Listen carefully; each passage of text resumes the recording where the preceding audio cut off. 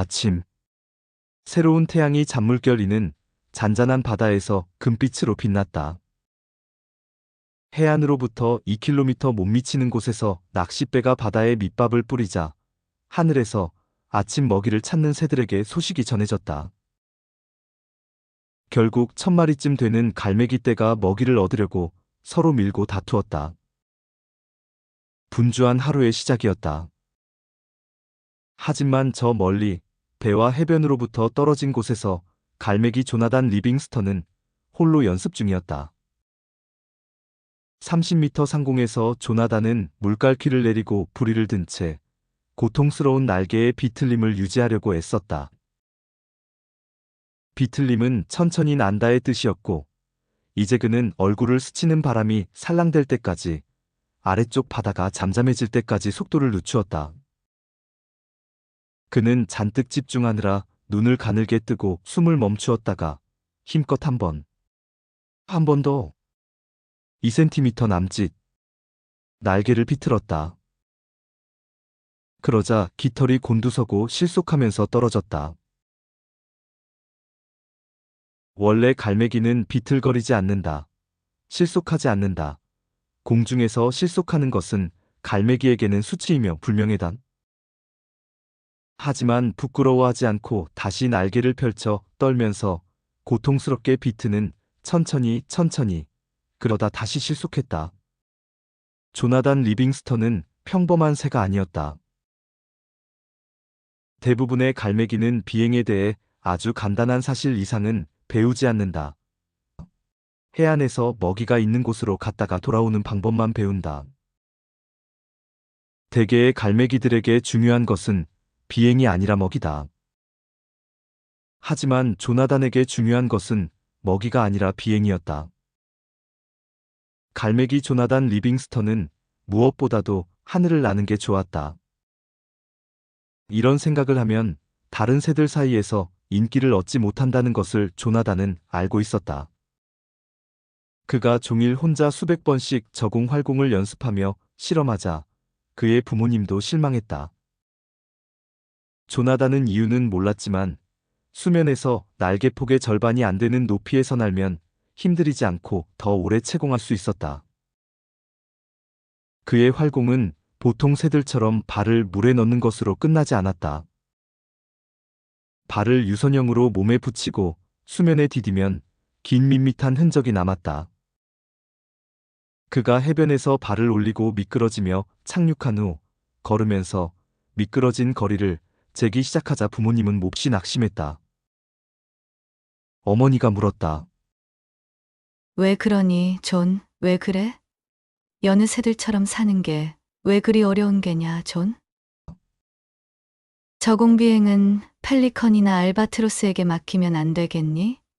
왜 먹지 않는 게냐? 애야, 비쩍 마른 것 좀 봐라. 비쩍 말라도 상관없어요, 엄마. 저는 공중에서 무얼 할 수 있고 무얼 할 수 없는지 알고 싶을 뿐이에요. 그게 다예요. 그냥 알고 싶어요. 아버지가 인자하게 말했다. 이것 봐라, 조나단.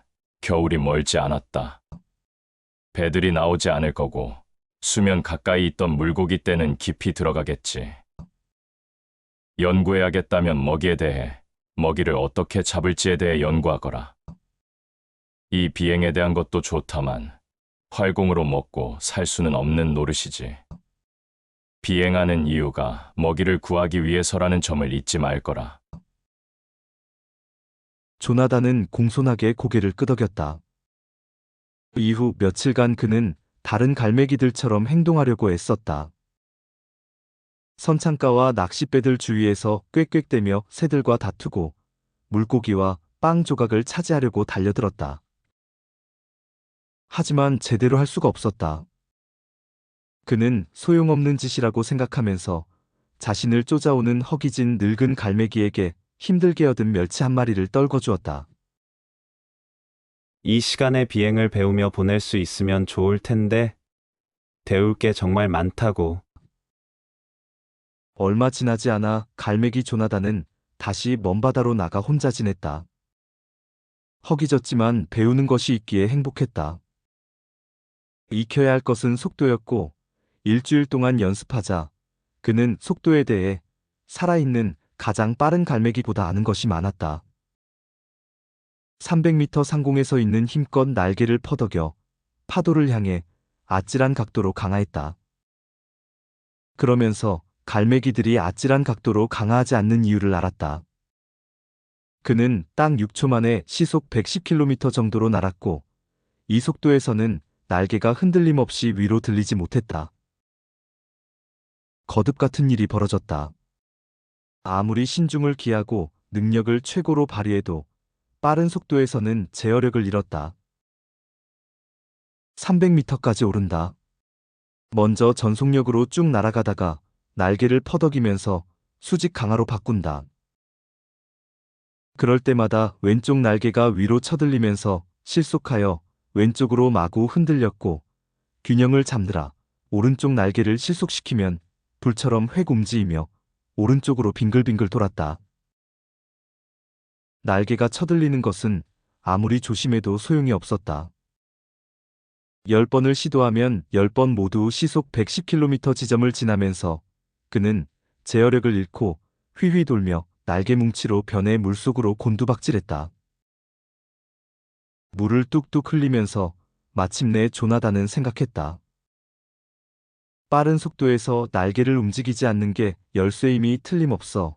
시속 80km까지 날개짓을 하다가 이후에는 날개를 가만히 두어야 했다. 600m 상공에서 그는 다시 시도했다.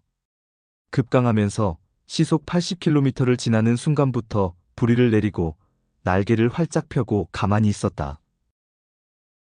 엄청나게 힘이 들었지만 이 방법은 통했다. 10초 후 그는 시속 150km 지점을 지났다. 조나단은 갈매기 비행 최고 속력 기록을 갖게 되었다. 하지만 승리감은 잠시뿐이었다.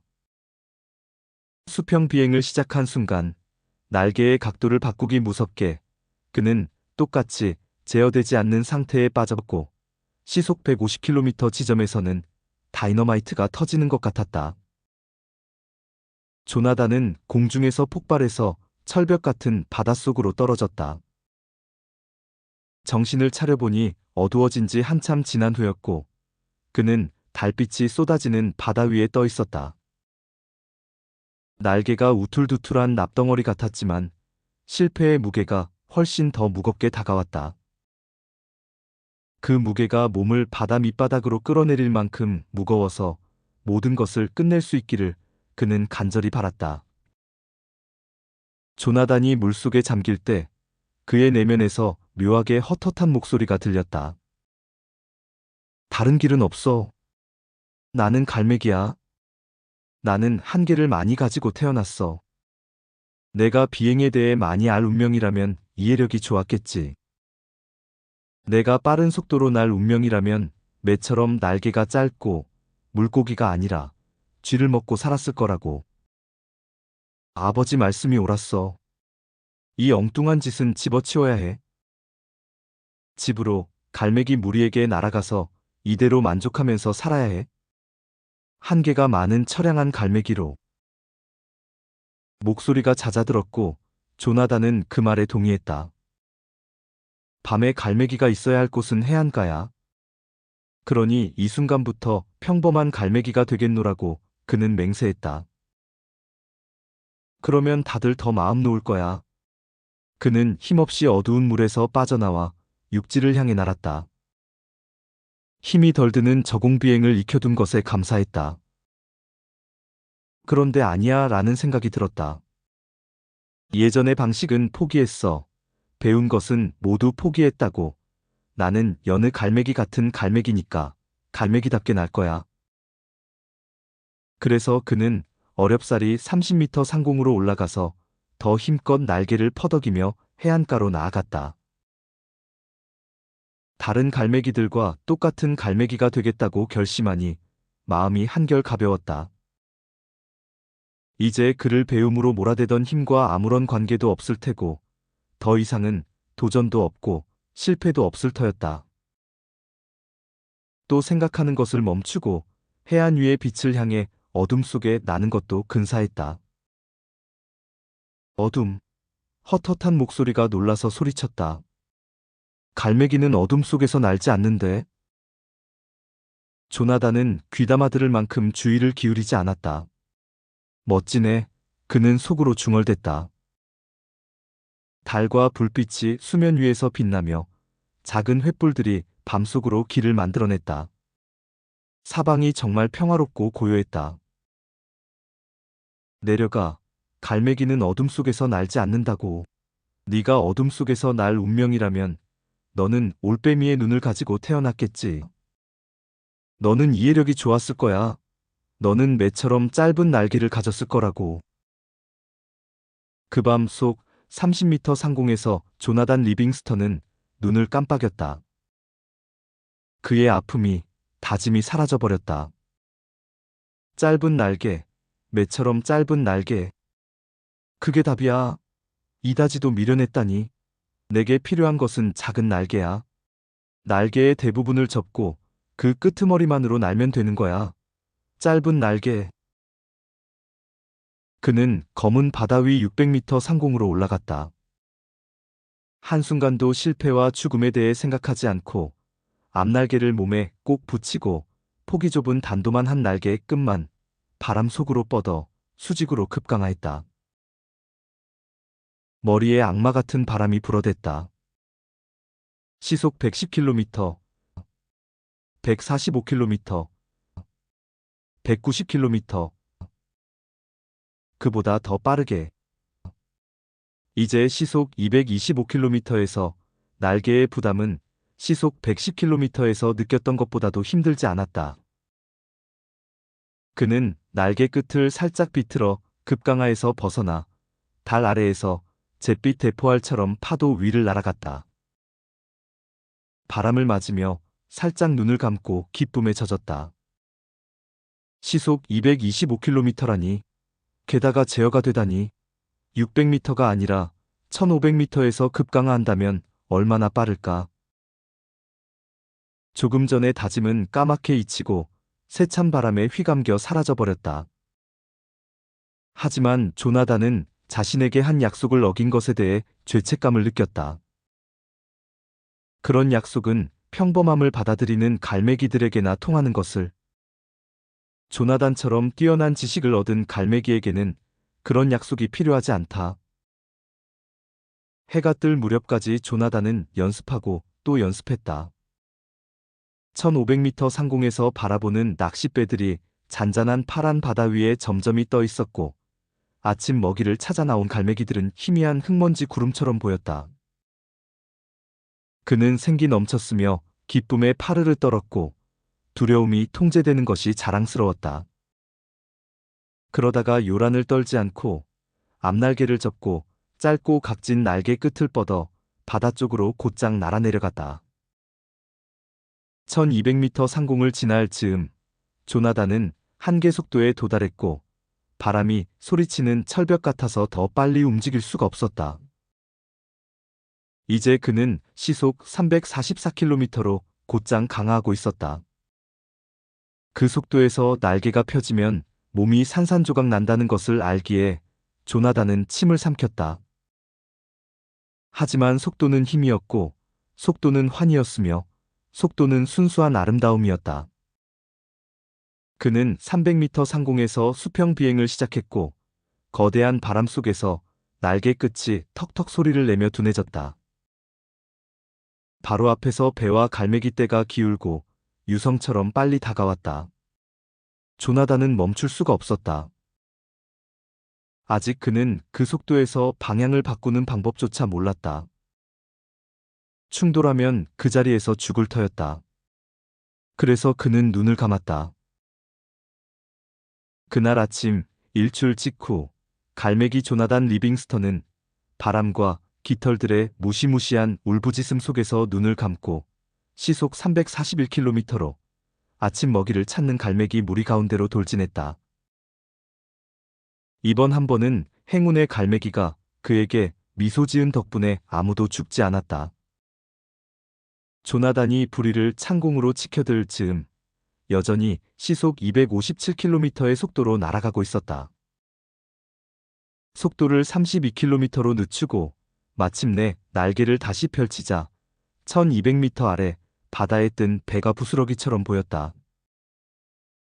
승리라는 생각이 들었다. 한계 속도. 갈매기가 시속 344km로 비행하다니.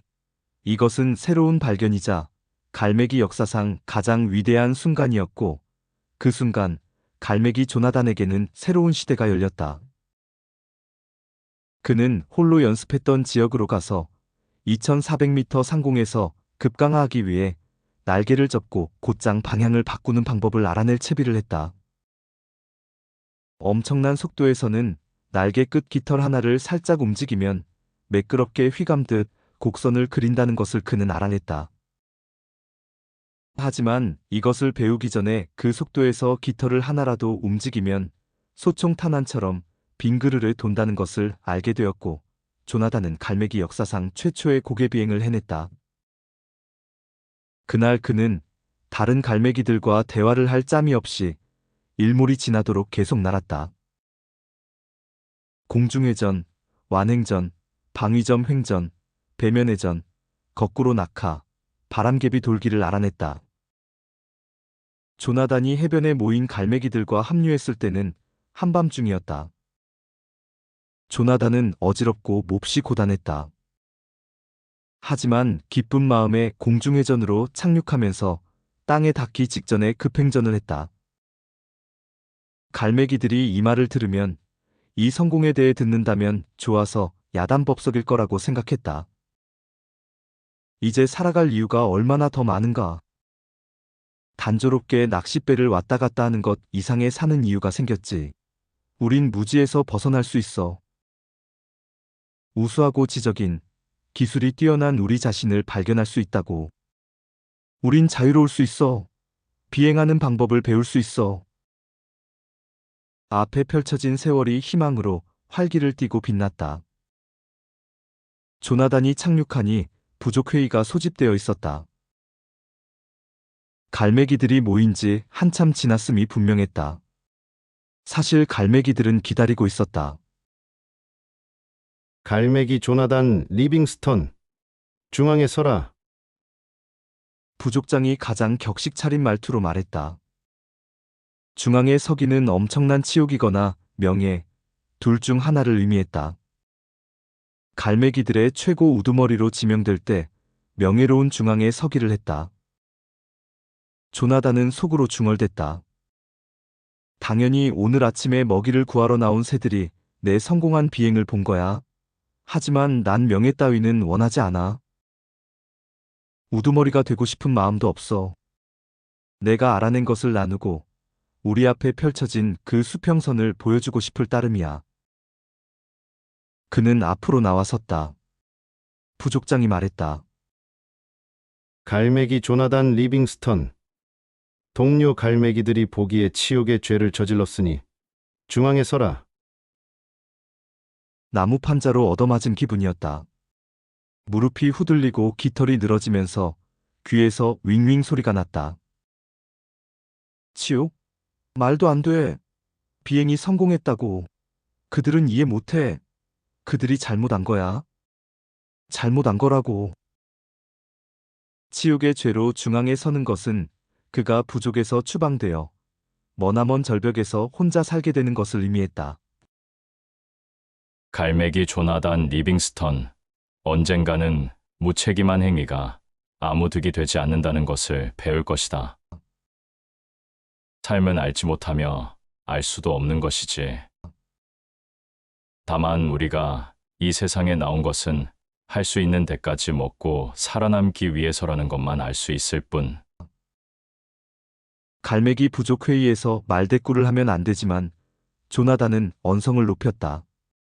무책임이요? 형제 여러분, 의미를, 삶의 더 숭고한 목표를 찾고 추구하는 갈매기보다 더 책임 있는 갈매기가 누구란 말입니까? 1000년간 우리는 물고기 머리나 쫓아다녔지만 이제는 살아야 할 이유가 생겼습니다. 배우고, 발견하고, 자유로울 수 있게 되었습니다. 제게 한 번만 기회를 주십시오. 제가 알아낸 것을 여러분께 보여드릴 갈매기들은 망부석이 되어버린 것 같았다. 형제 관계는 깨졌다. 갈매기들이 다 같이 말했고, 다 함께 귀를 닫고 조나단에게 등을 돌렸다. 그 후 조나단은 여생을 홀로 보냈지만 머나먼 절벽 너머까지 날아갔다. 그가 슬픈 것은 고독 때문이 아니라 다른 갈매기들이 앞에 놓인 멋진 비행을 믿으려 하지 않아서였다. 그들은 눈을 뜨고 보기를 거부했다. 그는 하루하루 더 배워나갔다. 유선형 고속 낙하를 하면 수심 3미터 깊이에 몰려있는 희귀하고 맛 좋은 물고기들을 찾을 수 있다는 것을 알았다. 이제 낚싯배와 상한 빵 부스러기의 의지에 연명할 필요가 없었다. 그는 공중에서 자는 법을 배웠고 밤중에 앞바다로 부는 바람을 가로지르는 여정을 시작해서 해질녘부터 해가 뜰 때까지 160km를 쭉 날았다. 똑같이 마음을 다스리며 짙은 바다 안개 속을 뚫고 비상에 눈부신 맑은 창공으로 접어들었다. 그 순간 안개와 비밖에 모르는 다른 갈매기들은 땅바닥에 서 있었다. 조나단은 강풍을 타고 육지 깊이 들어가 그곳에서 맛 좋은 벌레들을 먹었다. 한때 조나단이 갈매기 모두를 위해 바랐던 것들을 이제 그 혼자 얻었다. 하늘을 나는 법을 배웠고 그 대가로 치른 희생은 아쉽지 않았다. 갈매기들이 그렇게 단명하는 것이 따분함과 두려움과 분노 때문임을 그는 알았다. 머릿속에 그런 것들이 없는 조나단은 훌륭한 삶을 오래 살았다. 그들은 저녁 때 왔고 조나단은 애지중지하는 하늘을 평온하게 홀로 날고 있었다. 그의 날개 옆에 나타난 두 갈매기는 별빛처럼 순수했고 높은 밤하늘에 은은하고 정겨운 빛을 내뿜었다. 하지만 무엇보다 멋진 것은 그들의 비행 기술이었다. 그들은 날개 끝을 정확히 움직이면서 계속 조나단에게 바싹 붙어서 날았다. 조나단은 한마디도 말하지 않고 그들을 시험했다. 어떤 갈매기도 시험에 통과한 적이 없었다. 그는 날개를 비틀어 시속 1.6km의 속도로 정지하다시피 천천히 날았다. 빛나는 새 두 마리는 조나단과 함께 속도를 늦추고 편대를 유지했다. 그들은 천천히 나는 것에 대해 알고 있었다. 조나단이 날개를 접고 횡전해서 시속 305km로 급강하했다. 그들도 조나단을 따라 흐트러지지 않고 강하했다. 마침내 조나단은 속도를 그대로 올리면서 길게 수직으로 완행전했다. 그들도 미소 지으면서 함께 횡전했다. 조나단은 수평 비행으로 되돌아갔고 잠시 가만히 있다가 입을 열었다. 아주 잘하는군. 당신들은 누굽니까? 그대의 부족에서 왔소. 조나단, 우리는 그대의 형제들이요. 강인하고 차분한 말투였다. 그가 다시 말했다. 그대를 더 높이 데려가려고 왔소. 그대를 집으로 데려가려고. 나는 집이 없습니다. 나는 부족도 없어요. 나는 추방자입니다. 그리고 지금 우리는 큰 산바람의 꼭대기를 날고 있습니다. 몇백 미터 위로는 이 늙은 몸뚱이를 끌어올릴 수가 없지요. 하지만 그대는 할 수 있어, 조나단. 그대는 수행했으니까. 하나의 단계가 마무리되고 다른 단계가 시작될 때가 온 거요. 평생 그랬듯 그 순간 갈매기 조나단에게 문득 깨달음이 일어났다. 그들이 옳았다. 그는 더 높이 날 수 있었고 이제 집으로 갈 때였다. 조나단은 마지막으로 하늘을 오래오래 둘러보았다. 그렇게도 많은 것을 배웠던 광활하게 펼쳐진 은빛대지. 준비됐습니다. 마침내 그가 말했다. 그리고 갈매기 조나단 리빙스턴은 별빛처럼 환한 두 갈매기와 함께 날아올라 칠흑같이 어두운 밤 속으로 사라졌다. 그러니까 이게 천국이군. 그는 속으로 중얼대다가 빙그레 웃지 않을 수 없었다. 천국에 날아든 바로 그 순간 시시콜콜 살피기나 하다니 점잖은 행동이 아니었다. 이제 그는 지상을 벗어나 구름 위를 지나 빛나는 두 갈매기와 가까이 편대를 이루어 날았다. 그러면서 자신의 몸이 두 갈매기처럼 점점 환해지는 것을 보았다. 그렇다. 젊은 갈매기 조나단이 거기 있었다. 그의 황금빛 눈 뒤에 늘 살고 있었지만 외모는 바뀐 조나단이 거기 있었다. 갈매기의 몸으로 느껴졌지만 이미 예전에 몸이 날던 것보다 훨씬 잘 날았다. 이럴 수가. 힘을 절반만 써도 속도는 2배나 빠르고 지상의 전성기 때보다 2배는 잘 날겠는걸. 이제 그의 깃털이 흰빛으로 반짝거렸고 날개는 광을 낸 음판처럼 매끈하고 아름다웠다. 그는 기분 좋게 날개에 대해 익히기 시작하며 새 날개에 힘을 넣었다. 시속 400km에서 조나단은 수평 비행 최고 속도에 근접하고 있다고 느꼈다. 440km에서는 가능한 최대 속력으로 날고 있다는 생각이 들면서 은근히 실망스러웠다.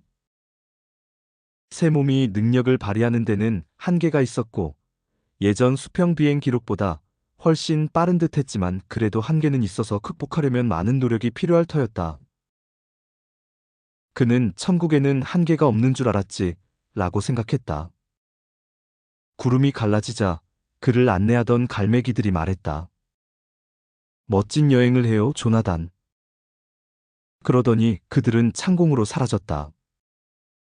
조나단은 바다 위를 들쭉날쭉한 해안선으로 향했다. 얼마 안 되는 갈매기들이 절벽 위에서 상승기류를 타고 날고 있었다. 멀리 북쪽으로 수평선 위에서 다른 갈매기 몇 마리가 날아다녔다.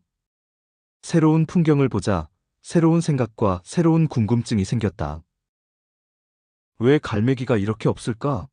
천국이라면 갈매기들로 북적대야 하는데 또 난 왜 이리 갑자기 피곤하지? 천국에서는 갈매기들이 고단하거나 잠을 안 잘 텐데. 어디서 그런 말을 들었더라? 지상에서 살았던 기억이 점점 빠져나가고 있었다. 물론 지상은 그가 참 많은 것을 배운 곳이지만 소소한 부분들이 흐릿했다. 먹이를 구하려고 싸우고 추방자가 된 일에 대한 부분이 희미해졌다. 해안가의 갈매기 10댓마리가 그를 마중 나왔지만 아무도 한마디도 하지 않았다. 조나단은 그저 환영받는 기분과 여기가 집이라는 느낌만 들었다. 그에게는 엄청난 하루여서 이날 새벽이 기억나지 않았다. 조나단은 해변에 착륙하려고 몸을 돌려 지면 바로 위에서 날갯짓을 멈추고 가볍게 모래사장으로 내렸다. 다른 갈매기들도 착륙했지만 어느 누구도 깃털 하나 펄럭이지 않았다. 그들은 빛나는 날개를 쭉 뻗고 바람을 타다가 깃털의 각도를 바꿔 발이 지면에 닿는 순간 멈추었다. 멋진 제어력이었지만 이제 조나단은 너무나 고단해서 시도해 볼 수가 없었다. 여전히 한마디도 듣지 못한 채 그는 그곳 모래밭에 서서 잠들었다. 하루하루 지나면서 조나단은 떠나온 생과 다름없이 이곳에서도 비행에 대해 배울 게 많다는 것을 알았다. 하지만 차이가 있었다. 이곳의 갈매기들은 조나단처럼 생각했다. 각자에게 삶에서 가장 중요한 것은 자신이 가장 하고 싶은 일은 바로 비행이었다. 그들은 하나같이 위풍당당한 새였고 매일 몇 시간이고 비행하고 어려운 기술들을 시도하며 보냈다. 오랫동안 조나단은 떠나온 세상을 잊고 살았다. 그곳에서는 갈매기들이 비행하는 환희를 외면하고 살았다. 날개는 먹이를 찾고 먹이 때문에 싸우는 수단으로 사용했다. 하지만 이따금 순간적으로 기억이 떠올랐다. 어느 날 아침 스승과 나갔을 때도 기억이 났다. 그들이 날개를 접은 급행전을 익힌 후 해안에서 쉬고 있을 때였다. 모두 어디 있습니까? 설리번, 왜 여기 갈매기들이 더 없습니까? 제가 떠나온 곳에서는 조나단이 소리내지 않고 물었다. 이제 그는 갈매기들이 끽끽꽥꽥 소리 대신 쓰는 느긋한 텔레파시가 아주 편했다. 수천 마리의 갈매기가 있었겠지. 나도 안다. 설리번은 고개를 흔들었다. 그가 말을 이었다. 내가 알 수 있는 단 한 가지 대답은 네가 100만 중에 하나인 아주 뛰어난 새라는 것이란다, 조나단. 대부분의 새들이 아주 더디게 나아왔지. 대부분 한 세상에서 거의 똑같은 다른 세상으로 오면서 이전 세상은 까맣게 잊었고 우리가 어디로 향하는지 개의치 않고 순간을 위해 살고 있지. 먹거나 싸우거나 무리 안에서 힘을 발휘하는 것 이상의 무언가가 있다는 생각을 처음 떠올리기까지 몇 생이나 살아야 하는지 알아? 존, 1000번의 생, 10,000번의 생이란다. 그런 다음 100번을 살아야 우리는 완벽함이라는 게 있다는 것을 알기 시작하고 다시 100번을 더 살아야 사는 목적이 그 완벽함을 찾고 그것을 보이기 위해서임을 터득하기 시작하지. 물론 이제 우리는 똑같은 규칙을 적용받지. 우리는 이번 생에서 배운 것을 통해 다음 생을 선택한단다. 아무것도 배우지 못하면 다음 생은 이번 생과 똑같아. 한계도 똑같고 감당해야 할 무거운 짐도 똑같지. 설리번은 날개를 펴고 몸을 돌려 바람과 마주했다. 그는 말했다. 하지만 존, 너는 한 번에 아주 많은 것을 배웠기에 이 세상에 다다르기 위해 1000번의 생을 겪을 필요가 없었단다. 잠시 후 그들은 다시 공중에서 수련을 했다. 편대를 이룬 방위점 횡전은 까다로웠다. 절반을 거꾸로 뒤집으면서 조나단은 거꾸로 생각해야 했기 때문이었다. 날개의 회전을 뒤집어 생각하고 스승과 정확히 맞추어서 뒤집어야 했다. 다시 해보자꾸나. 설리번이 거듭해서 말했다. 다시 해보자. 마침내 그가 말했다. 잘했다. 그리고 그들은 바깥 공중회전을 연습하기 시작했다. 어느 저녁 야간 비행을 하지 않는 갈매기들이 모래밭에 모여서서 명상 중이었다. 조나단은 있는 용기를 다 짜내서 족장 갈매기에게 걸어갔다. 그가 곧 이 세상 너머로 갈 거라고들 했다. 늙은 갈매기는 인자하게 그를 바라보았다. 그래, 무슨 일인가? 족장은 세월 때문에 쇠약해진 게 아니라 오히려 힘을 얻었고 무리 중 누구보다 빨리 날 수 있었다. 그리고 다른 갈매기들은 겨우 신압으로 알아가는 기술들을 그는 다 꿰고 있었다. 챙, 이 세계는 천국이 아니지요. 맞습니까? 족장은 달빛 속에서 빙긋 웃었다. 자네는 다시 배우고 있구먼, 조나단. 그가 말했다. 저기, 이 세계 다음은 어떻게 됩니까? 우리는 어디로 가는 겁니까? 천국 같은 곳이 있기는 합니까? 아니라네, 조나단.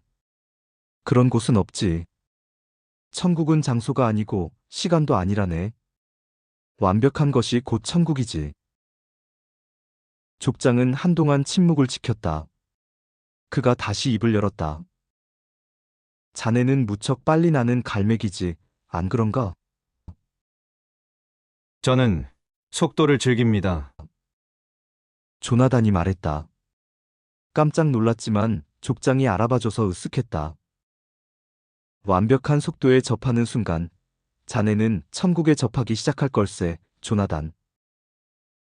그리고 그것은 시속 1000km로 나는 것도 100만 km로 나는 것도 빛의 속도로 나는 것도 아니지.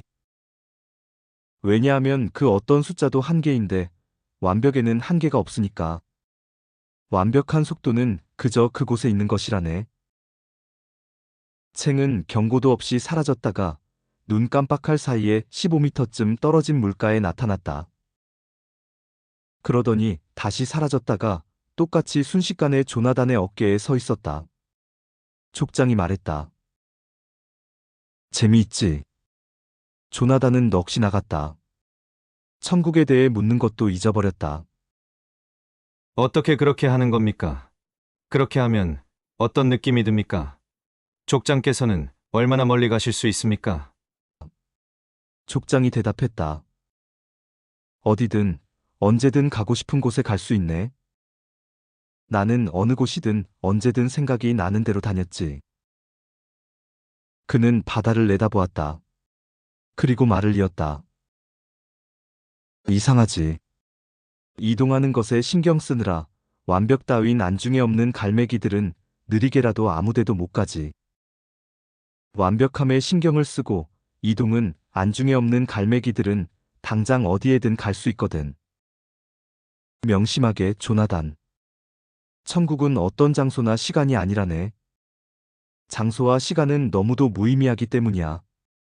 천국은 제게 그렇게 나는 법을 가르쳐 주실 수 있습니까? 갈매기 조나단은 알려지지 않은 또 다른 것을 정복한다는데 몸이 떨렸다. 물론이네. 자네가 배우고 싶다면. 배우고 싶습니다. 언제 시작할 수 있습니까? 당장이라도 시작할 수 있네. 자네가 그러고 싶다면. 그렇게 나는 법을 배우고 싶습니다. 무엇을 해야 하는지 말씀해 주십시오. 조나단이 말했다. 그의 눈에 묘한 빛이 번뜩였다. 챙은 느릿느릿 말하면서 그보다 젊은 갈매기를 아주 찬찬히 바라보았다. 생각만큼 빨리 날려거든, 어디든 가려거든 자네가 이미 도착했다는 것을 아는 것에서 시작해야 하네. 챙에 따르면 조나단은 자신을 폭 1m의 날개가 달린 제한된 몸뚱이에 갇혀 지도에 표시할 수 있는 행위를 하는 존재로 보는 것을 중단해야 했다. 그의 진정한 본성은 기록하지 않은 숫자처럼 완벽하게 시공을 초월해 어디에서나 살고 있음을 아는 게 비법이었다. 조나단은 매일 해 뜨기 전부터 한밤중까지 혹독하게 수련했다. 그런데 온갖 노력에도 불구하고 그는 있는 자리에서 조금도 나아가지 못했다. 챙이 반복해서 말했다. 신념은 잊어버려. 나는 데 필요한 건 신념이 아니라 비행을 이해하는 것이었지. 이것도 똑같다네. 이제 다시 해보게. 그러던 어느 날 조나단은 해변에 서서 눈을 감고 집중하다가 문득 챙이 계속 한 말의 의미를 깨달았다. 아, 맞아. 나는 완벽하고 한계가 없는 갈매기야. 그는 어마어마하게 충격적인 희열을 느꼈다. 잘했네. 챙이 득이만만한 목소리로 외쳤다. 조나단이 눈을 떴다. 그는 전혀 다른 해안에 족장과 단둘이 서 있었다. 물가에 나무들이 있고 머리 위에서 노란 태양 2개가 돌고 있었다. 마침내 깨달음을 얻었군. 하지만 마음을 다스리는 부분은 좀 가다듬어야. 조나단은 어리둥절했다. 여기가 어딥니까? 족장은 낯선 주변이 아무렇지 않은 듯 그 질문을 넘겼다. 우린 초록색 하늘과 별 2개가 태양인 어느 행성에 있나 보군. 조나단은 기뻐서 소리를 질렀다. 지상을 떠난 후 처음 내는 소리였다. 된다. 당연히 되지, 존. 자신이 무얼 하고 있는지 알고 있을 때는 언제나 된다네. 이제 마음을 다스리는 것에 대해서. 그들은 돌아갈 즈음 날이 어두웠다. 다른 갈매기들은 경외심을 담은 금빛 눈으로 조나단을 바라보았다. 그들은 그가 오랫동안 꼼짝 않고 있다가 사라지는 것을 지켜봤었다. 조나단은 갈매기들의 축하를 받고 있기가 힘들었다. 저는 여기 새로 왔습니다. 막 배우기 시작했을 뿐이지요. 여러분에게 배워야 하는 건 접니다. 그럴까 싶구나, 존. 내가 만년간 봐온 갈매기 중에서 배우는데 가장 두려움이 없는 갈매기는 자네야. 가까이 서 있던 설리번이 말했다. 갈매기들은 침묵에 빠졌고 조나단은 민망해서 안절부절 못했다. 챙이 말했다. 자네가 원한다면 과거와 미래를 알 수 있을 때까지 시간을 다뤄볼 수 있네. 그러면 가장 까다롭고 강력하면서 재미있는 것을 시작할 준비가 갖춰지지. 자네는 훨훨 날아올라 친절과 사랑의 의미를 알 준비를 갖추게 될 걸세. 한 달이 흘렀다. 아니면 한 달로 느껴진 것뿐일 수도 있었다. 조나단은 어마어마한 속도로 배워나갔다. 전에도 늘 평범한 경험에서 재빨리 배웠던 그는 이제 족장의 수제자가 되어 새로운 관념들을 받아들였다. 유선형에 깃털 달린 컴퓨터가 따로 없었다.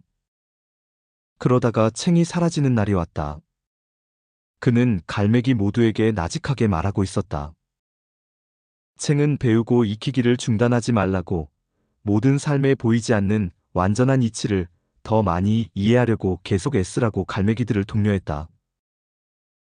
그가 말하는 동안 깃털이 점점 더 환해지더니 마침내 너무 눈부셔서 어느 갈매기도 그를 쳐다볼 수 없었다. 조나단, 계속 사랑을 연마하게.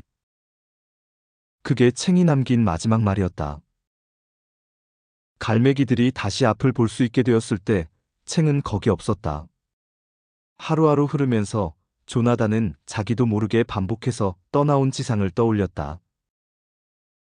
그곳에 있을 때 이곳에서 아는 것의 10분의 1이라도, 100분의 1이라도 알았더라면 삶은 얼마나 더 의미 있었을까. 그는 모래밭에 서서 의문에 빠져들었다. 비행의 의미를 배에서 나오는 부스러기나 먹으러 가는 수단 이상으로 보고 자신의 한계를 깨려고 애쓰는 갈매기가 있을까? 어쩌면 부족 앞에서 진실을 말한 탓에 추방된 갈매기가 있을지도 몰랐다. 조나단은 친절에 대해 배운 것을 수련하고 사랑의 본질을 알려고 노력할수록 더욱 지상에 돌아가고 싶어졌다. 외로운 과거를 보냈지만 갈매기 조나단은 타고난 선생이었고 제 힘으로 진실을 터득할 기회를 구하는 갈매기에게 그가 아는 진실을 알려주는 것이 조나단이 사랑을 펼치는 방식이었다. 이제 생각으로 나는 법을 익혀서 다른 갈매기들에게 전수해주는 설리번은 염려했다. 존, 예전에 너는 추방자였다. 왜 이전 생의 어느 갈매기가 이제 와서 내 말에 귀를 기울일 거라고 생각하지? 가장 높이 나는 갈매기가 가장 멀리 본다라는 격언을 알겠지. 그건 사실이야. 네가 떠나온 갈매기들은 꽥꽥대고 서로 아웅다웅하며 땅바닥에 서 있어. 그들은 천상에서 아주 멀리 있건만 너는 그들이 서 있는 곳에서 천상을 보여주고 싶다고 말하는구나. 존, 그들은 제 날개 끝도 못 보는 자들이야. 이곳에 그대로 있거라. 새로운 갈매기들을 도와줘. 그들은 네가 알려주는 것을 알아들을 만큼 고결한 갈매기들이다. 설리번은 잠시 가만히 있다가 말을 이었다. 만약 챙이 전에 살던 세계로 돌아갔다면 어땠을까? 그랬다면 오늘날에 네가 있었겠니? 마지막 말이 설득력이 있었고 설리번이 옳았다. 가장 높이 나는 갈매기가 가장 멀리 본다. 조나단은 머물면서 새로 들어오는 갈매기들과 공부했다. 그들은 아주 총명해서 얼른 배웠다. 하지만 예전에 느꼈던 감정이 되살아났고 조나단은 지상에도 배울 수 있는 갈매기가 한둘은 있을 거라고 생각하지 않을 수가 없었다. 그가 추방당한 날 챙이 그에게 왔더라면 지금쯤 그는 얼마나 더 많이 알고 있을까? 마침내 그가 말했다. 설리, 저는 돌아가야겠습니다. 스승님의 제자들은 잘해 나가고 있습니다. 스승님이 새 갈매기들을 이끄는 것을 그들이 도울 수 있을 겁니다. 설리번은 한숨을 지었지만 토를 달지 않았다. 네가 그리울 것 같구나, 조나단. 그가 한 말은 그것뿐이었다. 조나단이 나무라듯 말했다. 설리, 부끄러운 말씀 마세요. 어리석게 굴지도 말고요. 우리가 매일 수련하는 게 무엇입니까? 우리의 우정이 공간과 시간 따위에 좌우된다면 우리가 마침내 시공을 초월할 때 형제에는 없어져 버렸을 겁니다. 하지만 공간을 초월하면 이곳과 지금의 한가운데서 우리가 한두 번은 마주치지 않겠습니까? 설리번은 도리 없이 웃음을 터뜨렸다. 정신 나간 새 같으니. 땅에 있는 이에게 수천 킬로미터를 보는 방법을 가르칠 수 있는 새가 있다면 바로 조나단 리빙스턴일 거야. 그가 모래를 내려다보며 말했다. 잘 가게, 내 친구 존. 안녕히 계십시오. 설리. 우린 다시 만날 겁니다. 그 말과 함께 조나단은 다른 시간대의 해안가에 잔뜩 모인 갈매기들의 이미지를 생각 속에 떠올렸다. 그는 수련 덕분에 쉽게 알았다. 그가 뼈와 깃털로 만들어진 게 아니라 아무 거슬릴 것 없는 자유와 비상으로 이루어진 완전한 관념이라는 것을. 갈매기 플래처 린드는 아직 매우 젊지만 어떤 갈매기도 다른 종족에게 그런 푸대접이나 부당한 대우를 받은 적이 없다는 것을 이미 알고 있었다. 저들이 뭐라고 짓거리든 난 상관없어. 그는 매몰차게 생각했다. 머나먼 절벽들을 향해 날아가는데 시야가 흐릿했다. 플래처는 속으로 중얼댔다. 여기서 저기로 날개를 퍼덕이는 게 비행의 전부는 아닐 거야. 모기도 크건 한다고. 재미삼아 족장 갈매기 주위에서 가볍게 배럴 회전 한번 했는데 추방자가 되다니.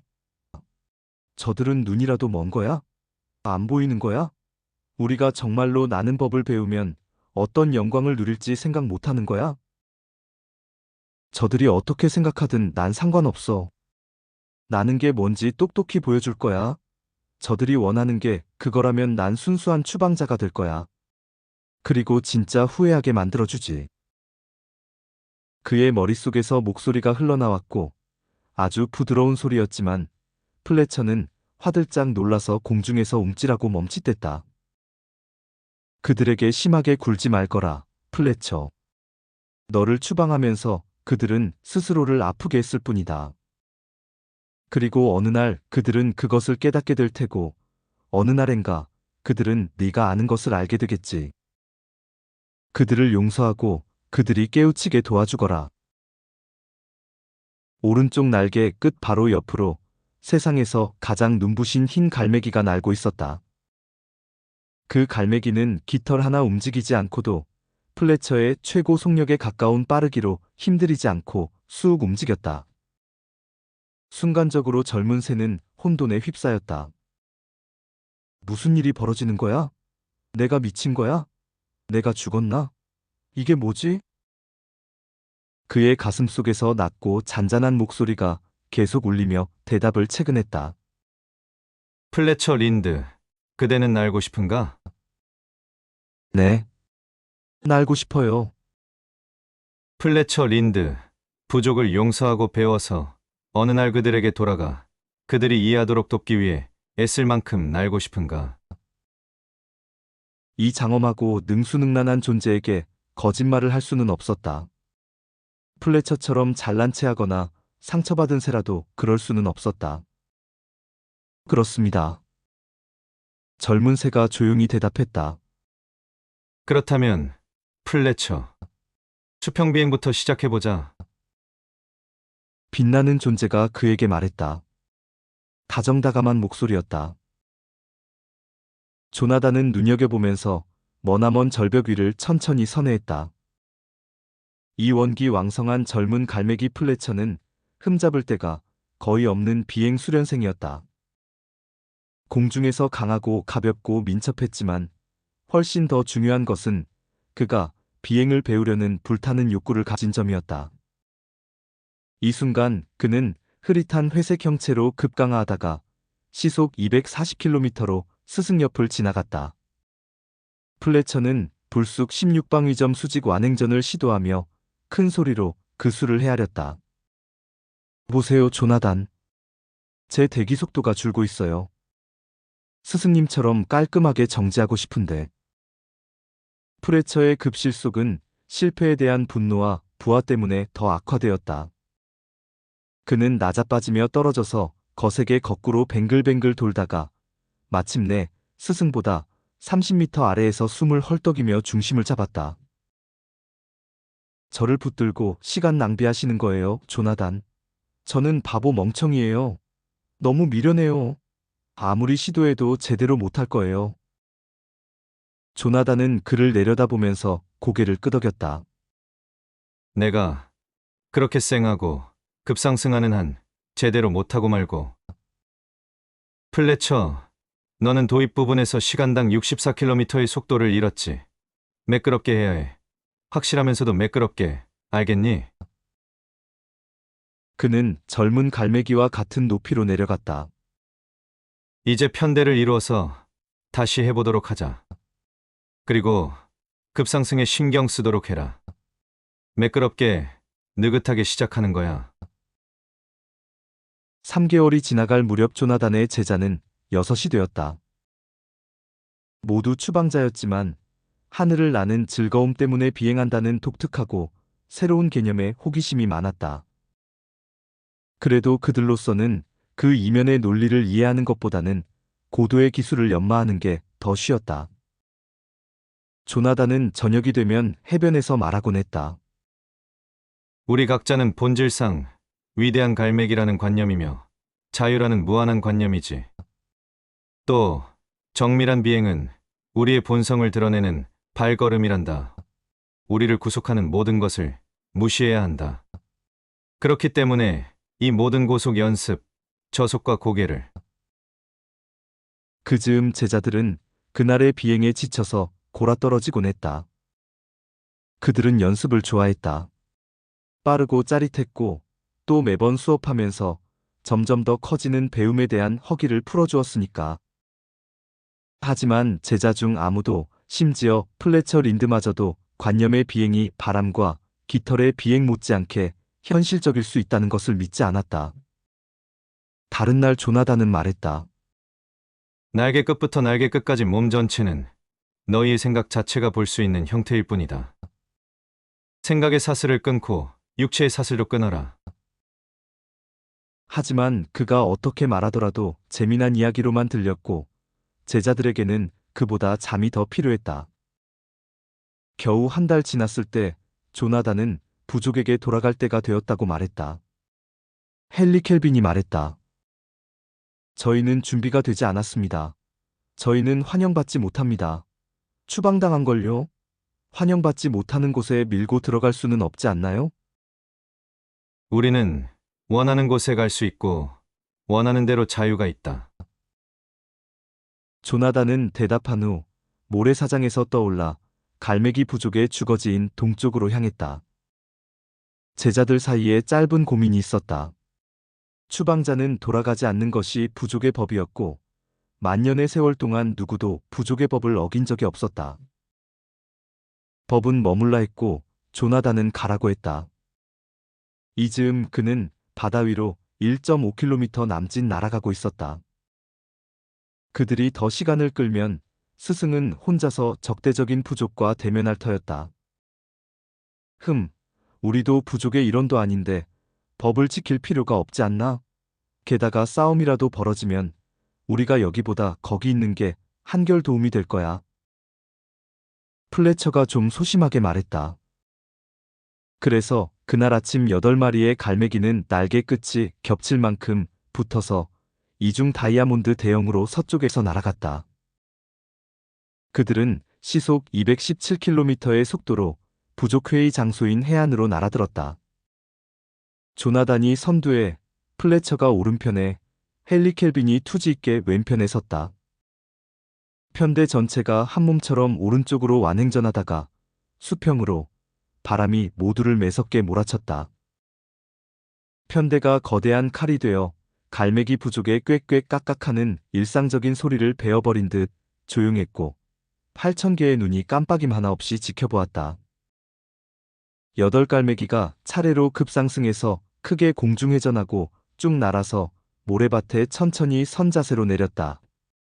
그런 다음 이것이 일상사라도 되는 듯 조나단이 비행에 대해 평하기 시작했다. 그가 쓴 웃음을 지으면서 말했다. 먼저 너희 모두 합류하는데 조금 늦었다. 갈매기 부족 위로 번개가 내려친 것 같았다. 저들은 추방자들이야. 그런데 돌아오다니. 또 이건 있을 수 없는 일이야. 싸울 줄 알았던 플래처의 예상은 갈매기들의 혼돈 속에 녹아버렸다. 젊은 갈매기 몇몇이 중얼댔다. 확실하네, 맞아. 저들은 추방자야. 그런데 어라, 어디서 저런 비행을 배웠을까? 족장의 지침이 부족에게 전달되기까지 1시간 가까이 걸렸다. 그들을 무시하라. 추방자와 말을 나누는 갈매기는 추방될 것이다. 추방자를 구경하는 갈매기는 부족의 법을 어기는 것이다. 그 순간부터 잿빛 깃털 투성이의 갈매기들은 등을 돌렸지만 조나단은 의식하지 않는 듯했다. 그는 부족의 해변 바로 위에서 수업을 진행했고 능력의 한계를 뛰어넘으라고 처음으로 제자들을 독려하기 시작했다. 그가 하늘에서 소리쳤다. 마틴, 너는 저속 비행을 안다고 말하지. 그걸 증명하기 전까지는 아는 것이 아니다. 날아라. 말 수가 없는 마틴 윌리엄은 놀랐지만 곧 스승의 불같은 열정에 사로잡혔다. 그리고 저속 비행의 대가가 되어 자신도 놀랐다. 아주 가벼운 바람 속에서 그는 날개 한번 퍼덕이지 않고 깃털을 굽혀 모래밭에서 구름까지 갔다가 다시 내려올 수 있었다. 마찬가지로 찰스 롤런드는 7,315m 높이의 큰 산바람에 날아갔다가 찬 공기 때문에 파랗게 질려서 불쑥 내려왔지만 놀라움과 행복을 느끼며 내일 더 높이 오르겠다고 다짐했다. 누구보다 고개 비행을 좋아하는 플래처는 16방위점 수직 완행전을 완전히 터득했고 다음 날은 3번 옆으로 공중회전을 하는 쾌거를 이루었다.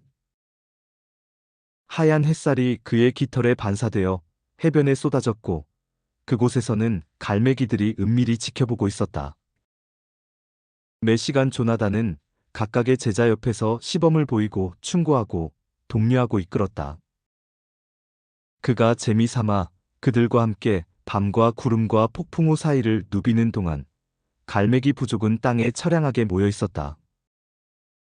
비행이 끝나면 제자들은 모래밭에서 쉬었고 시간이 흐르면서 그들은 조나단의 말에 더 귀를 기울였다. 스승은 그들이 이해할 수 없는 몇몇 어처구니 없는 이야기도 했지만 그 중에는 알아들을 수 있는 멋진 내용도 있었다. 밤이면 점점 둥글게 모인 제자들 뒤로 다른 원이 생겼다. 호기심 많은 갈매기들이 둥그렇게 모여서 어둠 속에서 몇 시간이고 이야기를 들었다. 그들은 서로 보는 것도 보이는 것도 원하지 않아서 동트기 전에 슬그머니 흩어졌다. 귀환한 지 1달이 지났을 때였다. 갈매기 부족 중 처음으로 어느 갈매기가 선을 넘어와 비행수를 배우게 해달라고 청했다. 이 요청으로 인해 테런스 로웰은 벌을 받고 추방자 딱지가 붙었다. 그리고 조나단의 8번째 제자가 되었다. 다음 날 부족에서 커크 메이너드가 날개를 질질 끌고 모래밭을 비척비척 걸어와 조나단의 발치에 주저앉았다. 도와주세요. 저는 세상에서 가장 하고 싶은 일이 나는 것입니다. 그가 아주 조용하게 말했다. 죽어가는 자의 말투였다. 조나단이 말했다. 그러면 같이 가보자. 나와 같이 땅을 차고 올라 시작해보자. 사정을 모르시네요. 제 날개요. 저는 날개를 움직일 수가 없는걸요. 메이너드, 지금 여기에서 너 스스로 내 본 모습이 될 수 있는 자유를 가졌고 그 무엇도 내 길을 막을 수는 없다. 그것이 위대한 갈매기의 법, 진짜 법이다. 제가 날 수 있다는 말인가요? 나는 내가 자유롭다고 말하는 것이다. 그러자 커크 메이너드는 조나단처럼 간단하고 재빨리 수월하게 날개를 펴고 어두운 밤하늘로 떠올랐다. 그가 150m 상공에서 있는 힘껏 외치는 소리에 부족의 갈매기들이 잠에서 깼다. 나는 날 수 있다. 잘 들어. 나는 날 수 있다고. 해 뜰 무렵 1000마리에 가까운 새들이 제자들 뒤쪽에 서서 호기심 어린 눈초리로 메이너드를 보고 있었다. 그들은 남의 눈 따위는 의식하지 않고 갈매기 조나단의 말을 이해하려고 애쓰며 경청했다. 조나단은 아주 단순한 것들에 대해 말했다. 갈매기가 비행하는 것이 옳다는 것, 자유가 존재의 본성이라는 것, 그 자유를 막아서는 것은 무엇이든 무시해야 한다는 것, 그게 의식이든 미신이든 어떤 행태의 제약이든. 무리 중 누군가가 말했다. 부족의 법이라고 해도 무시하라는 겁니까? 조나단이 대답했다. 단 하나의 진실한 법은 자유로 이어지는 법이다. 다른 법은 없다. 다른 갈매기가 말했다. 어떻게 저희가 당신처럼 날 것이라고 기대하십니까? 당신은 특별하고 재능이 있고 성스러운데요. 다른 새들보다 위에 계시지 않습니까? 플래처를 보라, 로에를, 찰스 롤런드를, 주디 리를, 그들 역시 특별하고 재능이 있고 성스러운가? 그대들보다 나을 게 없으며 나보다 나을 게 없다. 유일하게 다른 점은 딱 하나의 차이는 그들은 본디 자기가 누구인지 이해하기 시작했고 그것을 수행하기 시작했다는 것뿐이다. 플래처를 제외한 제자들은 불편해서 자리를 비켰다. 그들은 자신들이 그것을 하고 있다는 것을 미처 깨닫지 못했다. 나날이 무리가 커져갔다. 그들은 와서 질문하고 숭배하고 조롱했다. 갈매기들 사이에 스승님이 위대한 갈매기의 아들이 아닌가 라는 말이 돌고 있습니다.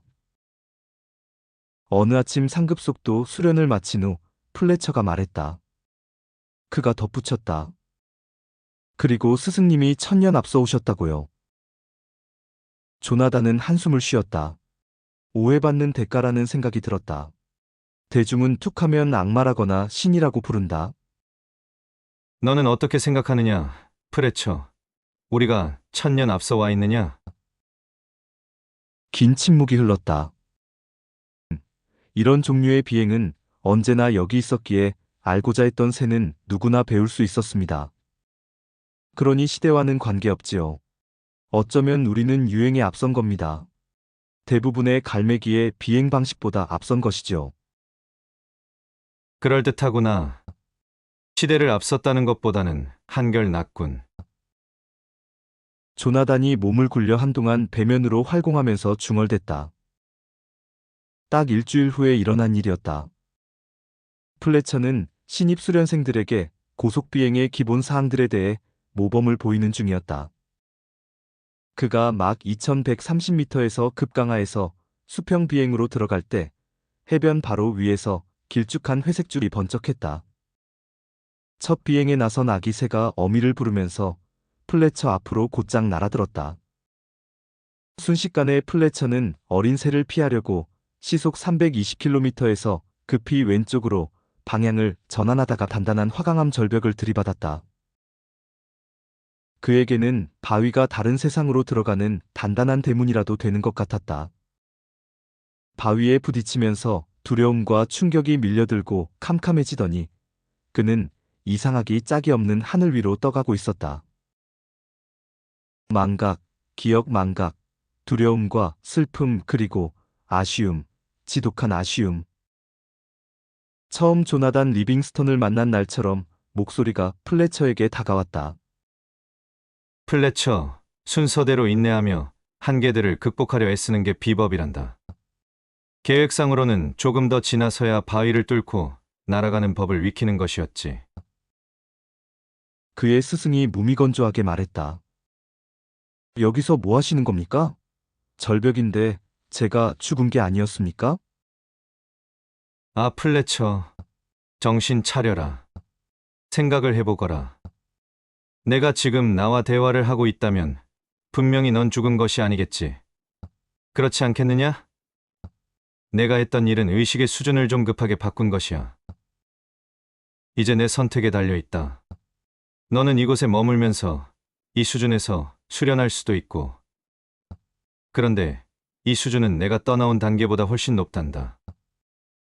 아니면 돌아가서 계속 갈매기들과 공부할 수도 있다. 족장들은 사고가 벌어질 거라고 예상했는데 내가 워낙 기대에 잘 부응해서 놀라고 있다.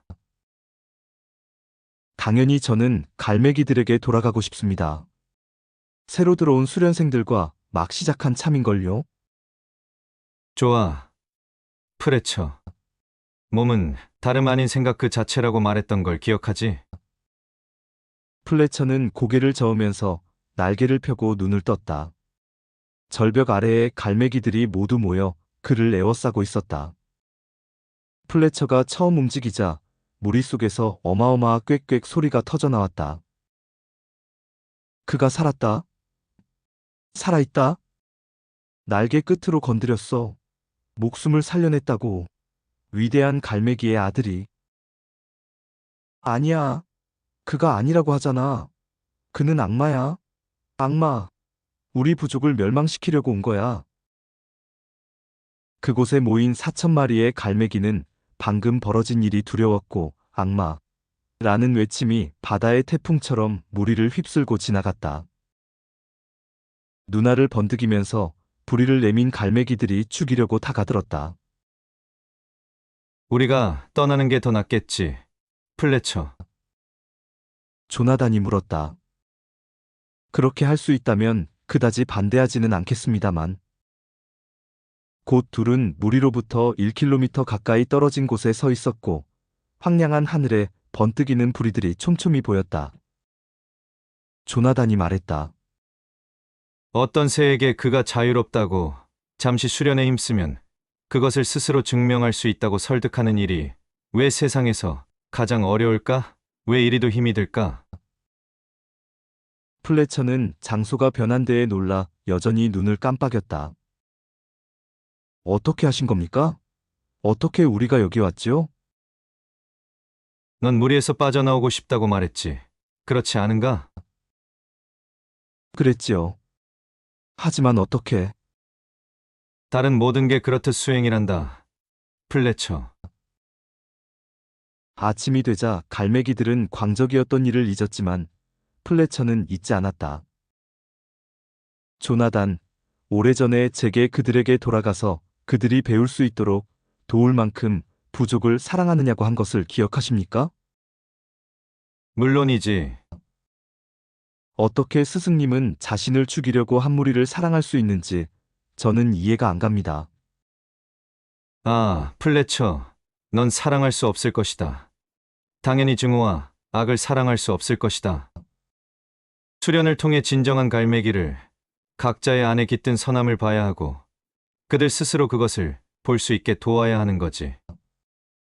내가 말하는 사랑은 그런 것이란다. 그것을 터득하게 되면 재미있을 것이다.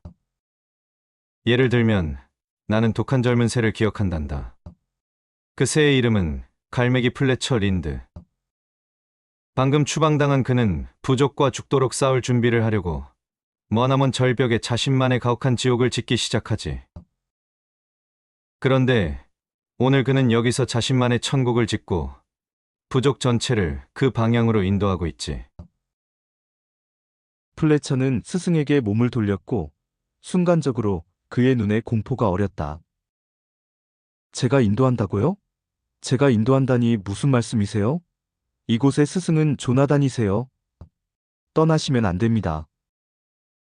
떠나면 안 된다고. 빛을 향해 순항 중인 플래처보다 더욱 스승이 필요한 다른 무리들이, 다른 플래처들이 있을 거라고 생각하지 않느냐? 저요? 저는 평범한 갈매기에 불과하고 스승님은 위대한 갈매기의 유일한 아들이라고? 조나단은 한숨을 쉬고 바다를 내다보았다. 그가 말을 이었다. 이제 더 이상 너에게는 내가 필요하지 않아. 계속 매일 조금씩 더 자신을 진정하며 한계가 없는 갈매기 플래처를 찾아야 한다. 그가 내 스승이야. 너는 그를 이해하고 그를 수행해야 해. 잠시 후 조나단의 몸이 공중에서 흔들리며 빛나더니 투명해지기 시작했다. 저들이 나에 대해 엉뚱한 소문을 퍼뜨리거나 나를 신으로 만들지 못하게 하거라. 알겠지? 플래처. 난 한 마리의 갈매기일 뿐이야. 나는 비행을 좋아하고 어쩌면 가여운 플래처. 눈에 보이는 것을 믿지 마라. 눈이 보여주는 것은 다 한계가 있을 뿐이란다. 너의 이해력으로 보고 이미 아는 것을 찾아내거라. 그러면 너는 나는 법을 알게 될 게다. 반짝임이 멈추었다. 갈매기 조나단은 텅 빈 허공으로 사라져버렸다. 한참 후 플래처는 몸을 끌고 하늘로 가서 새로 들어온 수련생들과 마주했다. 그들은 설레하며 첫 수업을 기다렸다. 플래처가 진지하게 말했다. 먼저 알아두어야 한다. 갈매기는 자유의 무한한 관념이며 위대한 갈매기의 상이고 날개 끝부터 날개의 끝까지 몸 전체는 다름 아닌 너의 생각 자체일 뿐이다. 어린 갈매기들은 의아하게 그를 쳐다보았다. 그들은 생각했다. 이건 공중회전법 같지 않은걸. 플래처는 한숨을 쉬고 다시 시작했다. 그는 그들을 평가하듯 쳐다보며 말을 이었다. 수평 비행부터 시작하지. 그 말을 하면서 그는 즉시 깨달았다. 솔직히 그의 친구는 플래처 자신보다 더 성스러울 게 없다는 것을. 그는 생각했다. 한계가 없다고요, 조나단? 그러면 머지않아 제가 스승님의 해안에 불쑥 나타나서 비행술 한두 가지를 선보이겠군요. 플래처는 제자들 앞에서 엄한 표정을 지으려 했지만 문득 순간적으로 그들의 진정한 모습을 보았다. 그리고 보이는 그대로 좋아하는 정도가 아니라 사랑했다. 한계가 없다고요, 조나단? 그는 생각하며 웃음 지었다. 배움을 향한 그의 다른 박질이 막 시작되었다. 갈매기 조나단이 부족의 해안에서 자취를 감춘 후 몇 년간 그들은 지구에 살았던 새 중 가장 이상했다. 많은 갈매기가 조나단이 전해준 메시지를 이해하기 시작했고 젊은 갈매기가 배면 비행하고 공중회전을 연습하는 것은 흔한 광경이었다. 예전에 영광스러운 비행을 외면한 채 젖은 빵이나 얻으려고 지루하게 직선과 수평으로 고깃배로 날아가던 것만큼 흔한 일이 되었다. 갈매기 플래처 린드를 비롯해 조나단의 제자들은 해안선의 모든 부족을 찾아다니는 장거리 전파 여행을 통해 자유가 비행에 대한 스승의 가르침을 전했다. 그 시절에는 눈에 띄는 사건들이 있었다. 플래처의 제자들과 제자의 제자들은 예전에 본 적 없는 정확하고 즐거운 비행을 했다. 개인적으로 연습해서 플래처보다, 때로는 예전에 조나단이 보여준 솜씨보다 훌륭한 고개 비행을 펼치는 새들이 여기저기 나타났다. 무척 적극적인 갈매기는 그 실력이 지속적으로 가파른 상승세를 보였고 이따금 한계를 완벽하게 초월해서 조나단처럼 지구상에서 사라지는 수련생들이 있었다. 그들을 다 포용하기에 지구는 너무 제한이 많았다. 한동안은 황금기였다. 이제 조나단은 성스럽게 받들어졌고 그를 만졌던 이를 만져보려는 갈매기들이 플래처에게 몰려들었다. 플래처는 조나단이 어느 갈매기나 배울 수 있는 것을 터득한 똑같은 갈매기였을 뿐이라고 주장했지만 소용없었다. 그들은 계속 플래처를 쫓아다니면서 조나단이 정확히 무슨 말을 하고 어떤 몸짓을 했는지 듣고 조나단에 대해 낱낱이 알아내려 했다. 그들이 소소한 부분에 매달릴수록 플래처는 점점 불편해졌다. 한때는 갈매기들이 메시지를 수련하는 것과 연습과 하늘에서 빨리 자유롭고 영광스럽게 비행하는 데 관심을 쏟았다. 이제 그들은 까다로운 동작은 멀리하기 시작했고 조나단이 팬클럽의 우상이라도 되는 듯이 그에 대한 전설에 눈이 휘둥그레졌다. 그들이 물었다. 플래처님, 숭고하신 조나단님이 우리는 본질상 위대한 갈매기의 관념이다 라고 말씀하셨나요?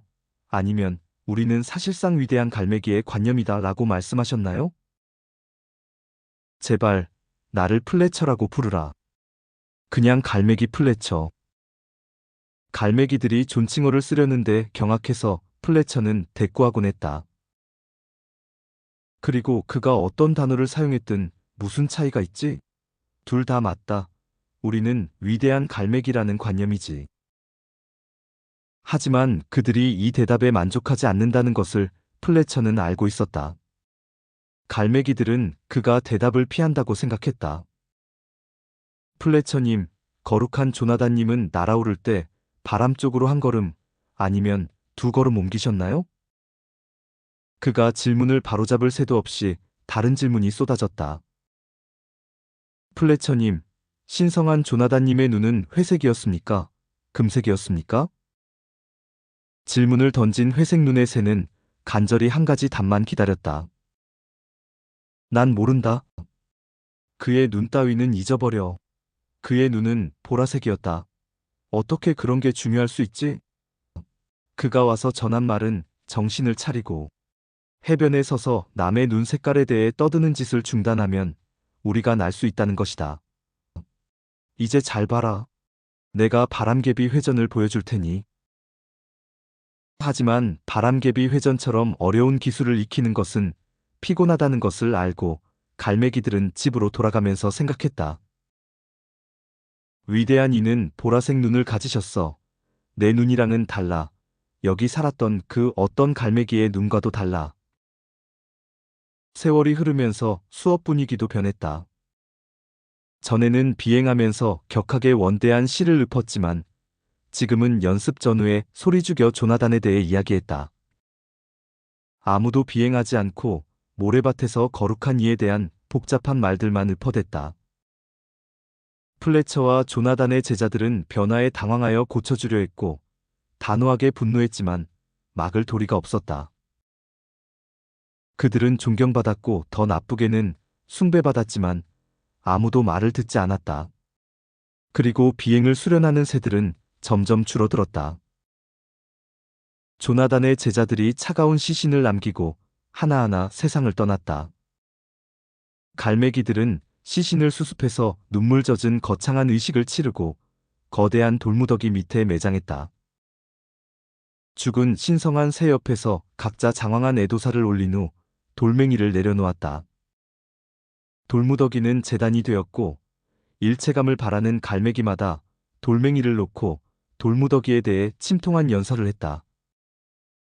일체감이 뭔지 아무도 몰랐지만 워낙 심각하게 심오한 것인지라 그것에 대해 묻는 갈매기는 업신여김을 받을 수밖에 없었다. 아니, 다들 일체감이 뭔지 알았고 마틴님의 무덤에 예쁜 돌을 놓을수록 일체감에 도달할 가능성이 더 커졌다. 플래처가 마지막으로 떠나갔다. 평생 가장 순수하고 가장 아름다운 장거리 단독 비행 중에 일어난 일이었다.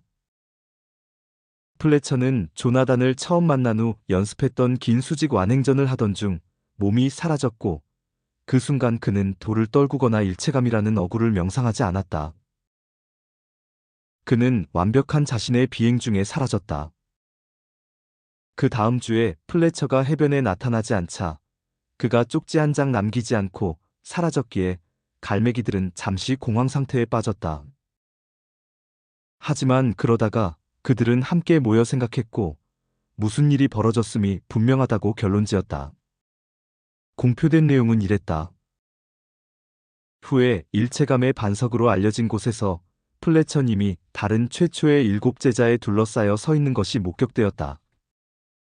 그때 구름이 갈라지고 위험 있는 깃털과 황금색 조개들을 걸치고 이마에 귀한 돌멩이 왕관을 쓴 위대한 갈매기 조나단 리빙스턴이 상징적으로 하늘과 바다와 바람과 땅을 가리키면서 플래처를 일체감의 해변으로 불렀다. 플래처는 성스러운 광선에 휩싸여 마법처럼 떠올랐고 웅장한 갈매기들의 합창에 맞추어 그 광경 위로 구름이 다시 덮였다.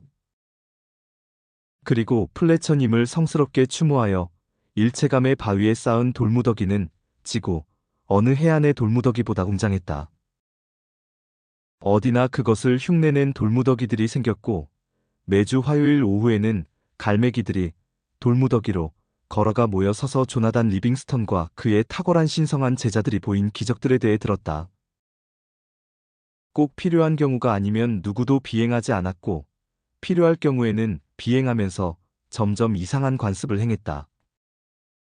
위상 같은 것의 상징으로 더 유복한 새들은 부리에 나뭇가지를 물고 다니기 시작했다. 나뭇가지가 크고 묵직할수록 갈매기들이 더 큰 관심을 보였다. 나뭇가지가 클수록 더 앞선 비행가로 여겨졌다. 갈매기 공동체의 몇몇은 무겁고 성가신 나뭇가지 때문에 가장 신실한 갈매기들이 비행의 방해꾼이 되었음을 알아차렸다. 조나단의 가르침의 상징은 번지르르한 돌멩이가 되었다. 그러다 나중에는 아무 오래된 돌이나 있어도 될 터였다. 비행의 환희를 가르치러 온 새의 상징으로는 더할 수 없이 최악이었지만 아무도 눈치채지 못하는 듯했다. 적어도 무리에서 중요한 갈매기들은 그랬다. 화요일이면 모든 비행이 중단되고 활기 없는 새들이 모여들어 서서 고위 부족 제자의 암송을 들었다. 몇 년 사이에 암송이 정착되어 단단한 교리로 굳어졌다. 화요일이 되면 몇 시간이고 계속되었다. 고위 제자가 속사포처럼 쏘아대며 낭송하는 것은 우월감의 표시였다. 그래야 새들이 말을 제대로 알아들을 수 없었으니까. 몇몇 당돌한 새는 무슨 말인지 알아듣지 못하겠다고 소곤거렸다. 사실 그 속에 한두 마디 묻혀 있다는 것을 결국 알 수 있었지만 사암을 쪼아 슬픈 보라색 쪽에 눈을 박은 조나단의 동상이 해안을 따라서 세워졌고 모든 돌무덤과 모조 돌무덤에서 이것은 돌이 상징할 수 있는 것보다 중요한 예배의 중심이 되었다.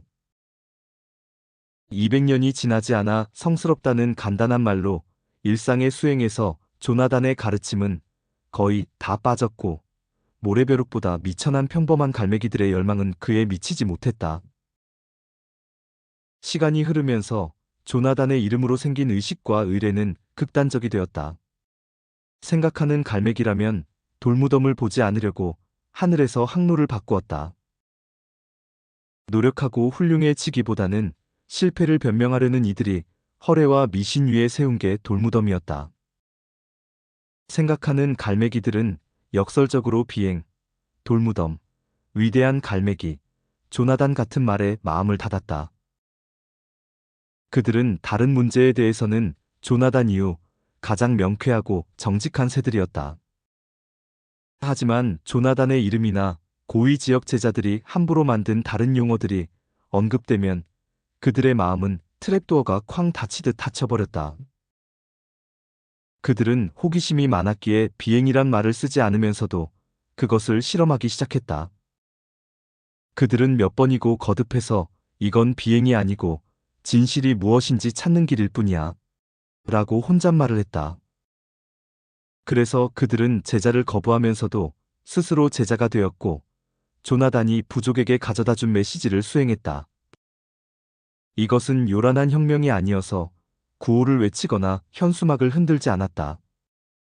하지만 예컨대 아직 솜털이 보송보송한 갈매기 앤서니 같은 개인들이 질문들을 던지기 시작했다. 그가 고위 지역 제자에게 말했다. 저 매주 화요일에 새들이 제자님의 말을 들으러 오는 것은 세 가지 이유 때문이 아닌가요? 뭔가 배운다고 생각하기 때문에. 돌무덤에 돌멩이를 더 놓으면 믿음이 깊어질 거라고 믿기 때문에. 혹은 그들이 올 거라고 다른 갈매기들이 기대하기 때문에. 맞나요? 그러면 너는 배울 게 전혀 없느냐? 아가. 아니요. 배울 게 있지만 그게 뭔지 모르겠습니다. 제가 자격이 없으면 100만 개의 돌멩이도 저를 독실하게 만들지 못할 테고 저는 남들이 어떻게 생각하든 상관없거든요. 고위 제자는 이 이단의 주장에 살짝 떨면서 물었다. 그러면 내 답은 무엇이냐, 아가? 너는 삶의 기적을 어떻게 부르지? 성스러운 이름이 되시는 위대하신 갈매기 조나단님께서 말씀하시기를. 비행은 삶의 기적이 아니죠. 그것은 따분해요. 제자님의 위대한 조나단님은 오래전 누군가 지어낸 신화이며 약한 자들이 현실 그대로의 세상을 직면할 수가 없기 때문에 믿는 동화지요. 시속 320km로 날 수 있는 갈매기라니. 저도 시도해봤는데 날 수 있는 최고 속도는 80km였습니다. 하강하는데 그나마 거의 제어 불능이지요. 깰 수 없는 비행의 법칙들이 있고 그렇게 생각하지 않는다면 직접 거기 나가서 시도해보세요. 솔직히 이제 진심으로 제자님의 위대한 조나단님이 시속 320km로 비행했다고 믿으세요? 그보다 빠르셨지. 그리고 갈매기들에게 그렇게 하라고 가르치셨단다. 고위 제자가 완전히 맹목적인 신앙심에서 말했다. 그 동화는 그렇지요. 하지만 그렇게 빨리 날 수 있다는 것을 보여주시면 그때는 저도 제자님의 말을 귀담아 듣기 시작하지요. 열쇠가 있었고 갈매기 앤서니는 그 순간 그 말을 내뱉었다는 것을 알았다. 그는 해답을 갖고 있지 않았지만 지금 말하는 것을 보여줄 수 있는 새를 따를 수만 있다면 감사하며 기꺼이 목숨을 내놓으리라는 것을 알았다. 영향을 주는, 삶의 훌륭함과 기쁨을 주는 몇 가지 답을 제시하는 새가 있다면 그 새를 찾기 전까지 삶은 목적 없이 우중충하고 황량하고 불합리했다. 모든 갈매기는 피와 깃털을 대충 모아놓은 망각으로 향하는 존재로 남을 터였다. 갈매기 앤서니는 조나단의 이름을 덮은 의례와 의식을 거부한 채 자신의 길을 갖고 그렇게 행동하는 젊은 새들이 점점 많아졌다. 그들은 삶의 허망함으로 애달팠지만 적어도 자신에게 정직했고 삶이 허망하다는 사실을 직시할 만큼 용기 있었다. 그러던 어느 오후 앤서니는 바다 위에서 날개를 펄럭이며 멍하니 생각에 잠겼다. 삶은 가치가 없고 가치가 없다는 것은 무의미하다는 뜻이니까 바다로 그대로 강하에서 익사하는 게 맞아. 해초처럼 의미나 기쁨 없이 존재하느니 아예 존재하지 않는 게 더 나아. 모든 게 다 납득이 되었다. 그야말로 순수한 이치였고 갈매기 앤서니는 여태껏 정직과 이치를 지키려 애쓰며 살았다. 어쨌거나 언젠가 죽어야 할 텐데 고통스러운 삶의 권태를 연장할 이유가 없었다. 그래서 그는 610m 지점에서 수면을 향해 직강하에서 시속 80km 정도로 내려갔다. 마침내 결정을 내리니 묘하게 들떴다. 이치에 맞는 대답 하나를 찾아낸 셈이었다. 죽음의 강화 중간쯤 바다가 기울고 아래쪽이 점점 커지면서 엄청난 휘휘 소리가 그의 오른쪽 날개를 곧바로 지나쳤다. 다른 갈매기가 그를 지나서 날아갔다. 마치 그가 해변에 서 있기라도 한 것처럼. 다른 새는 내리 그은 흰 줄 같았고 우주에서 떨어지는 뿌연 유성 같았다. 앤서니는 깜짝 놀라 날개를 굽혀 멈췄고 무기력하게 그 광경을 보고 감탄했다. 뿌연 것이 바다 쪽으로 가만히 멀어지며 파도 위로 내려가더니 몸을 굽혀 급상승했다. 갈매기는 부리를 하늘로 바짝 들고 횡전했다. 긴 수직 완행전을 하다가 몸을 비틀어 공중에서 불가능한 환상선 선회를 감행했다. 앤서니는 구경하느라 실속했다. 자신이 어디에 있는지 잊고 다시 실속했다. 앤서니가 크게 외쳤다. 맹세컨대 저건 갈매기였어. 그는 곧장 다른 새 쪽으로 몸을 돌렸다. 그 새는 앤서니를 알아차리지 못하는 것 같았다. 이봐요. 이봐요. 기다려요. 앤서니가 있는 힘껏 소리쳤다. 갈매기는 곧장 한쪽 날개를 쳐들고 엄청나게 빠른 몸놀림으로 앤서니 쪽으로 불꽃처럼 돌아왔다. 수평 비행 중이던 앤서니는 힘껏 수직 경사를 하다가 스키 선수가 활강로 끝에서 멈추듯 공중에서 갑자기 멈추었다. 앤서니가 숨을 마구 몰아쉬었다. 이봐요. 무얼 하고 있는 거예요? 바보 같은 질문이었지만 앤서니는 달리 무슨 말을 해야 할지 몰랐다. 놀라게 했다면 미안하군. 그대를 쭉 지켜보고 있었지. 그저 장난삼아 그대와 부딪히려 한 건 아니야. 낯선 새는 바람처럼 맑고 다정한 목소리로 말했다. 아니요. 아니, 그게 아니라요. 그게 뭐였습니까? 앤서니는 난생 처음으로 정신이 번쩍 들고 생기가 돌았다. 아, 재미난 비행이라고 하면 되겠지. 강하다 상승해서 곧장 공중에 전하면서 완행전하며 느긋하게 즐기는 거지. 정말 이것을 잘하고 싶다면 약간의 수련이 필요하지만 괜찮아 보이는 일이긴 하지. 그렇게 생각하지 않나? 이건 아름답다고 해야겠지요. 그런데 갈매기 부족주의에서 뵌 적이 없는 분이군요. 아무튼 누구십니까? 존이라 부르게